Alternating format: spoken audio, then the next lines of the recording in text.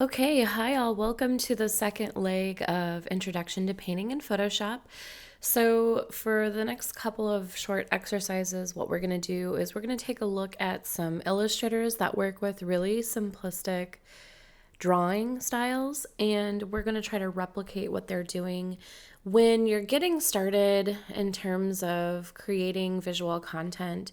The easiest thing to do is just start off by kind of finding something that you think is cool and something that's doable at your skill level, and then trying to accomplish something in the style of someone else. So you're not exactly copying them. You're definitely, you know, copying maybe the style a little bit, and it's not something I would put in out into the world as completely your own.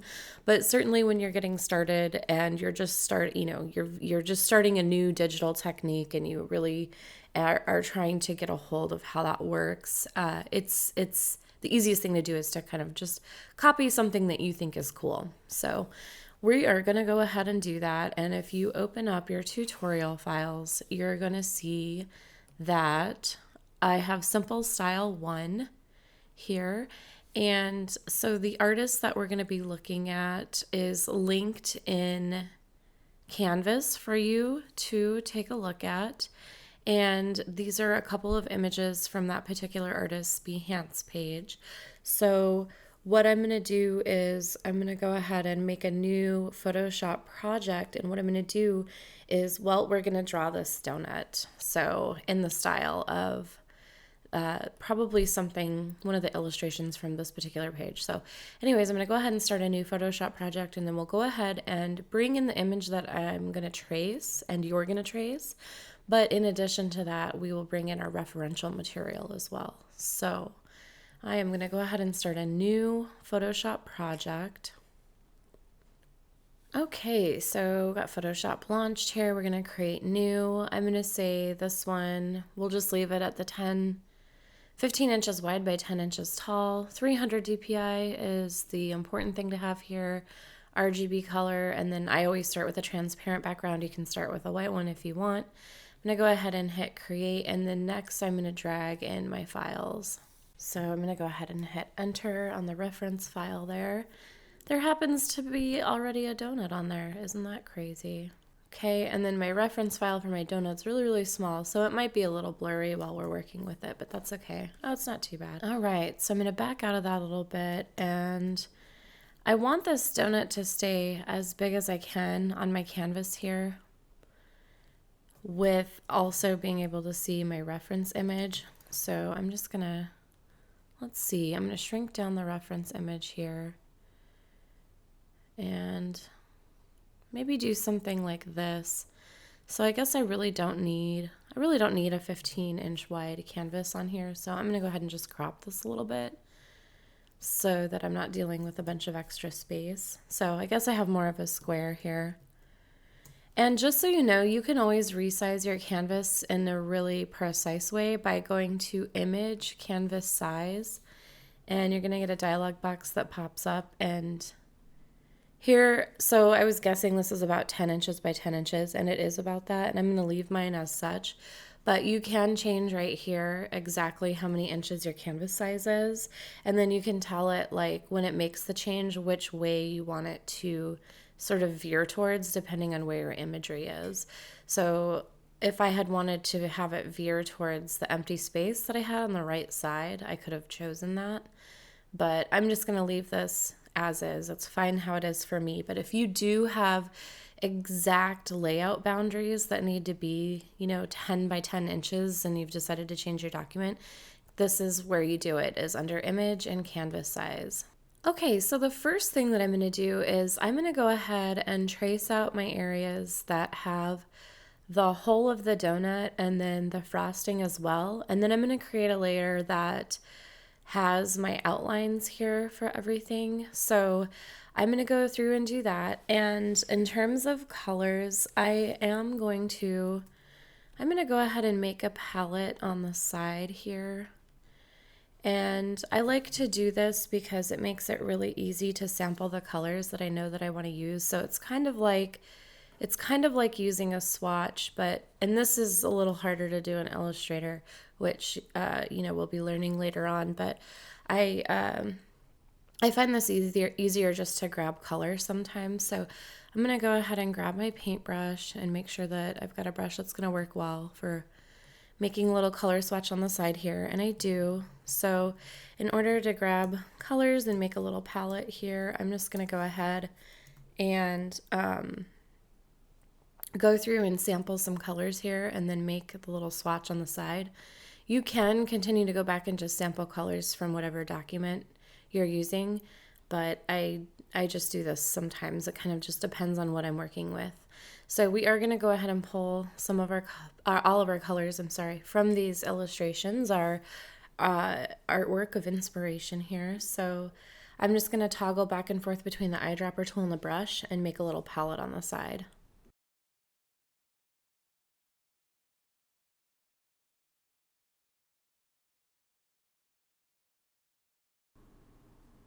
Okay, so now that I have my reference layers and my color palette here, I'm actually just going to group these together, and then I'm going to lock them so that I don't accidentally draw on them.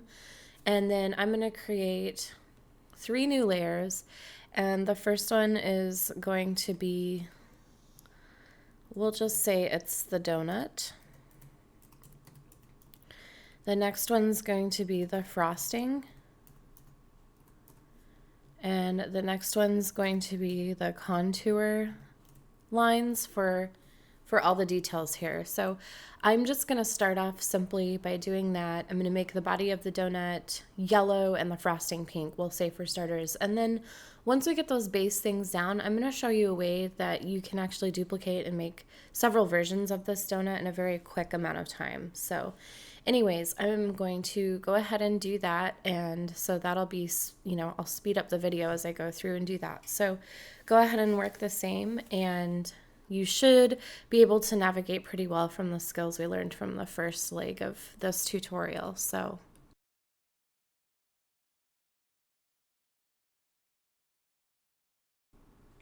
And I'm just going to shut the visibility off of the bottom donut layer while I work on the frosting so I can see what I'm doing here.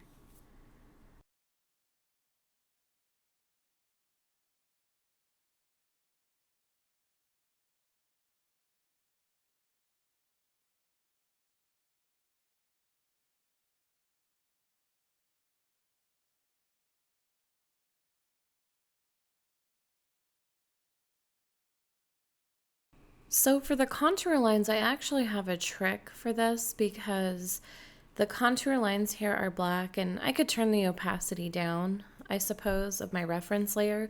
But there's another thing I can do, which is draw in a really bright color and then do what's called an overlay to turn everything black afterwards. And I'm going to go ahead and do that just to show you like a different approach to tracing something. So I'm going to go ahead and pick the orange color here, and I'm going to trace my contour lines and details with the orange and then show you how to turn that into black lines shortly after.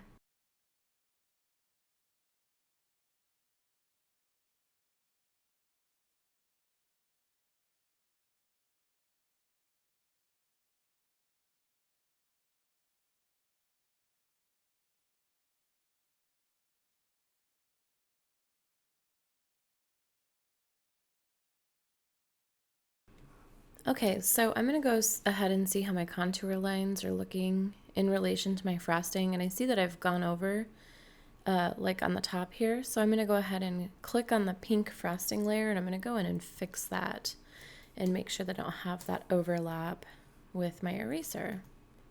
And then I noticed I went, whoops, Command Z. I noticed I went a little bit too far there on some of the corners, so again, I'm making sure I have my frosting layer selected. Okay, so if I turn on my other layer, I'm just going to check the frosting here, and it looks like I do have some areas where the frosting is going over, so I'm going to go ahead and fix that as well.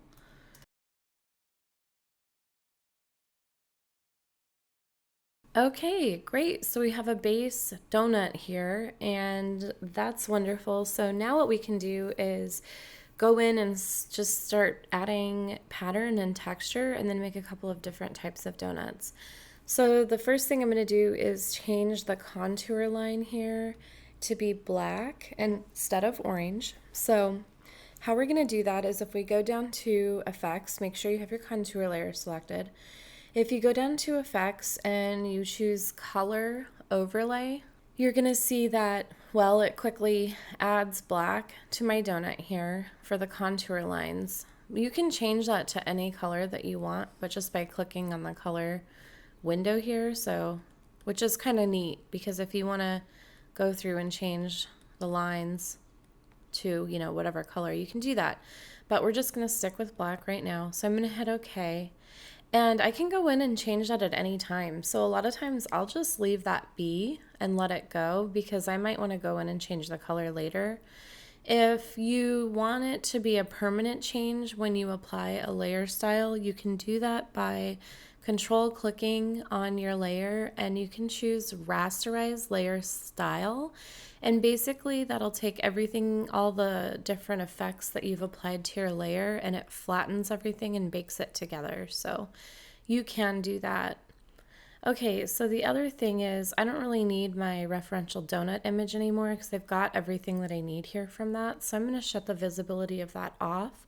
However, I still need my artist's work here to look at for inspiration. So I'm going to keep that up, and then I'm going to keep my color palette up as well. So anyways, shutting visibility off there, and we are ready to get started and doing some decorating on this wonderful donut.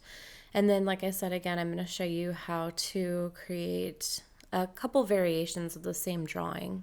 Okay, so the first thing that I'm seeing on this artwork that seems to be kind of a signature is this really nice sort of value texture thing going on. So you see it a lot in black, but it looks like on some of the artwork here, she's used like pink, and maybe that's the only one. But I kind of think that's interesting. So I think what I'm going to do is go ahead and try to replicate that black on the donut here. I think we could use some value kind of around inside the inner part of the donut. And then I'm going to go ahead and add some value sort of on the outer left side. And I'm going to create a new layer to do that because you always do everything on its own layer. And I'm going to call this shadow. And the style that this black is in is actually one of the ways that you blend the layers.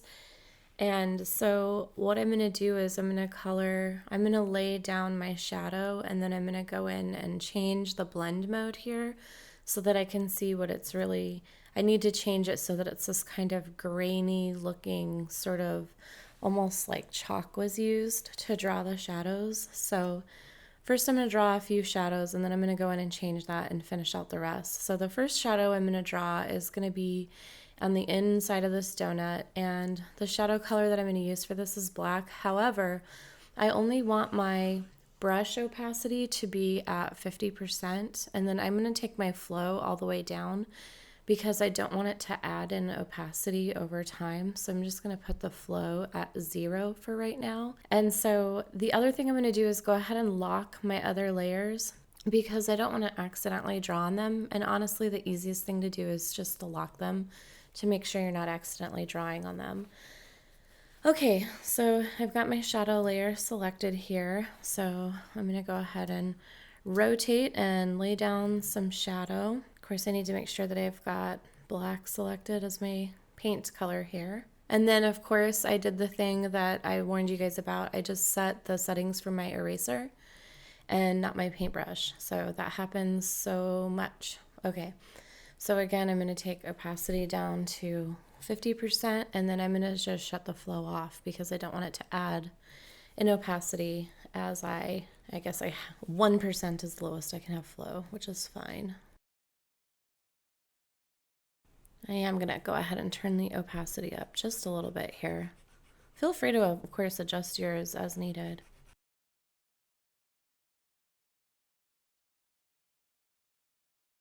Okay, so now that I have some shadows laid down here, I'm going to go ahead and change the blend mode of this layer.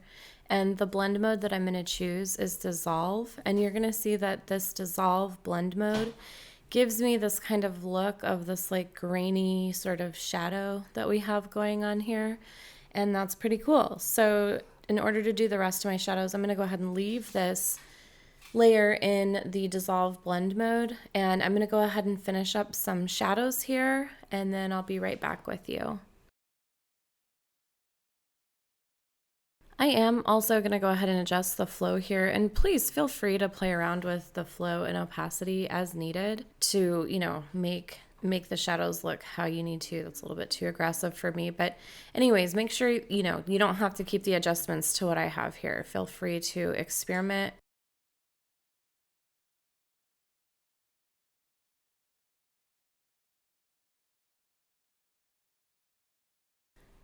The other thing I'm going to do is I'm going to go ahead and start a new shadow layer here. And oops, I started a group. I'm going to start a new shadow layer, and I'm going to start that underneath the frosting, and I'm going to make a little shadow under here so that it gives a little bit of depth to, the frosting sort of looking like it's on top and being raised up a little bit more. And I don't mean in the sense that it's going to look realistic. It's just going to give a little bit of a suggestion that there's a little bit of a drop shadow underneath the frosting here. So also make sure that that new layer that you create has the dissolve blending mode as well.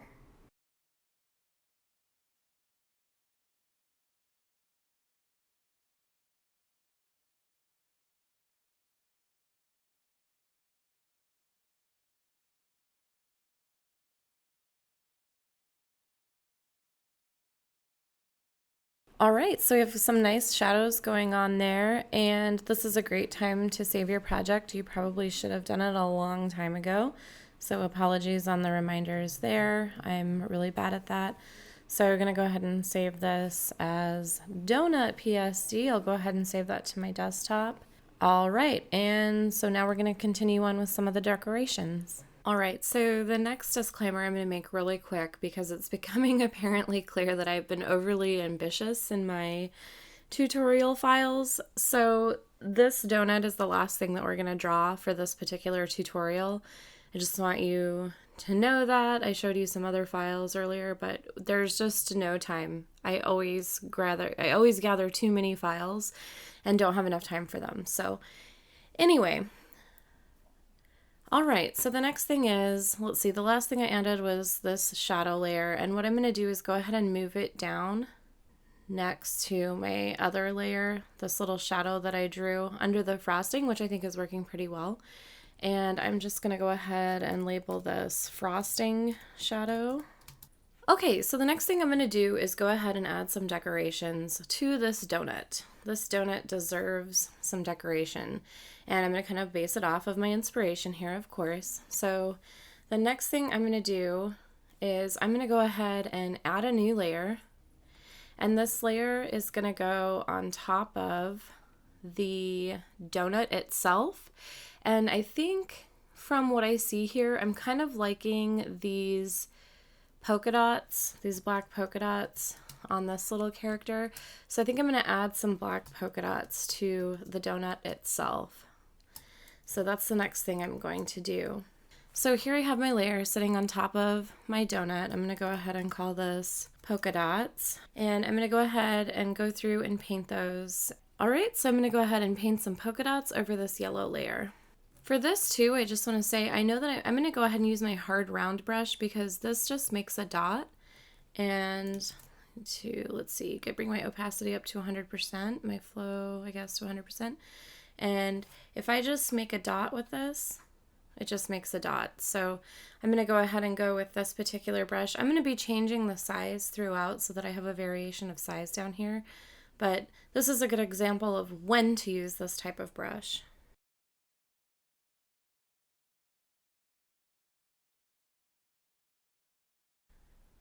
All right, so I have my polka dot layer. I'm pretty happy with that. I did happen to notice on the donut, I've got some transparency issues here. I'm gonna go ahead and unlock that layer and zoom in. So if I come down here to the bottom, I've got just a little bit of transparency issues here between the donut itself and the contour line. So again, making sure that I'm drawing on the donut, I'm gonna go ahead and sample this color, and I'm gonna go ahead and just fix that really quick. All right, and I'm gonna go ahead and lock that layer back up. and actually go through and lock all of these layers. Okay, I think I am going to put some yellow and orange sprinkles on this frosting, kind of like we've got going on this particular donut here, and then I'm going to add a dropped shadow to those when I get done with that. So what I'm going to do is go ahead and make a new layer here for sprinkles, and I'm going to lock the frosting layer so I know I'm not accidentally drawing on that. And then I'm going to go ahead and go throughout and add the sprinkles here. So I'm going to make sure that I use my varied width brush for this. And I might actually even change to one that has less of a varied width. So maybe this flat point medium brush here. Let's see what that looks like.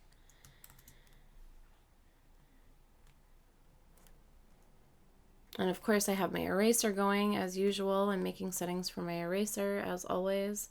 So I'm going to try that again. Actually, I'm going to use this round point stuff brush instead. Let's see what that looks like. Yeah, so I'll go ahead and use that for sprinkles. So I'm going to make that a little smaller and go through here and make, I'm going to, start with yellow and then I'll make some orange sprinkles.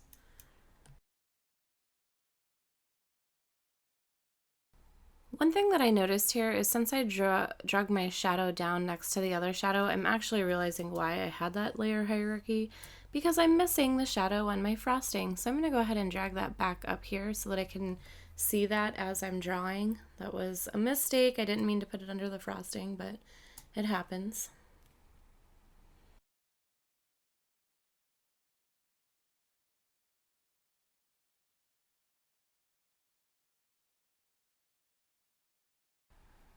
All right, so now that I have my sprinkles going, I am going to go ahead and add a little bit of a drop shadow to them in order to make them stand out just a little bit. And my last drop shadow that I used was quite dramatic, as you can see here. So what I can do for my drop shadow is just reset that to default and get that to be a little bit more manageable here. And I am going to put this at the same blending mode as what I have everything else, which is this kind of sandy looking speckled type of mix here. And then I'm going to go ahead and make some adjustments here so that it's looking the way that I want. So I'm going to just bring that, that's looking pretty good. I think it's actually looking really great with the distance at about 8. Got the blend mode of dissolve here. And that gives a little dimensionality to these sprinkles. So let me go ahead and toggle those on and off so you can see the difference. Okay, so that's looking pretty good. And voila, I have my first treat based off of my inspiration from these illustrations above from this particular artist. Okay, so what we're going to do now is we're going to go ahead and save this project, but we're also going to output a JPEG of this, and you can just leave all this stuff on here. This is kind of nice. Sometimes I have students turn projects in this way where they've got, the actual drawing that they did and the referential material and the color scheme. But anyways, you can just leave this as is, and what we'll do is just go ahead and output a JPEG right where it's at. So I'm going to go to save as. Instead of Photoshop, I'm going to choose JPEG here and go ahead and output that. Hit OK, and then I'm also going to save the project itself wherever it is. And so you should have a JPEG of the donut to turn in, and then you'll also have your blueberry to turn in. And again, I was way overly ambitious with how many images I had. So out of all those images, this is what I have for you to turn in, but that's okay. I do encourage you to practice with the other files. Why not? Maybe someday if I have a more advanced digital creation class in terms of more illustrative types of things, maybe I'll continue the tutorial series in that way. But anyways, so I'm gonna go ahead and close that out. One thing that I do encourage you to do, you don't need to turn anything in for this, but I just want to talk about this for just a second. So one thing I do encourage you to do is you can just start a new project, and I encourage you to come in here. So I just made a white paint bucket layer here, but I do encourage you to grab your paintbrush and explore all the different brushes that you have. We barely got into that. It can get really complex, but I think for what your creative assignment is in regards to your digital illustrations, what we did today will get you started. But anyways, I do highly encourage everyone to come in here and play with the different brushes that you have available. There's some really cool looks, especially when used mixed in with the tablet. This one's really nice. And there's also all kinds of brushes that you can download. So anyways, just know that there's all kinds of cool stuff. Another cool thing to know about is the mixer brush tool, which is relatively new. And let me just get a really obvious paintbrush here. So the mixer brush tool is super fantastic. Let me just get something that's going to be obvious. So what that replicates is, like, if you're painting on your paper, it's going to mix the paint like it would on a regular piece of paper. Like, say this paint is still wet. If I come in here and then pick a different color, let's say this purple color, I'm going to make my brush a little smaller.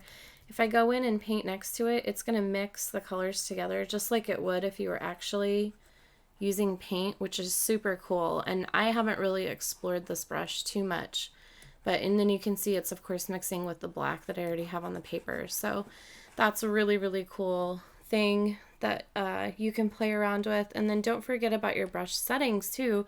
On top of all the brushes you have to choose from, you can change the dynamics of every single brush. So I highly encourage you to go in and play around if this is something that you're really interested in. The possibilities are endless. So anyways, that concludes the tutorial for beginning painting in Photoshop. So just make sure you turn in these 2 files and you are good to go. You have completed the introduction to painting in Photoshop. All right, until next time.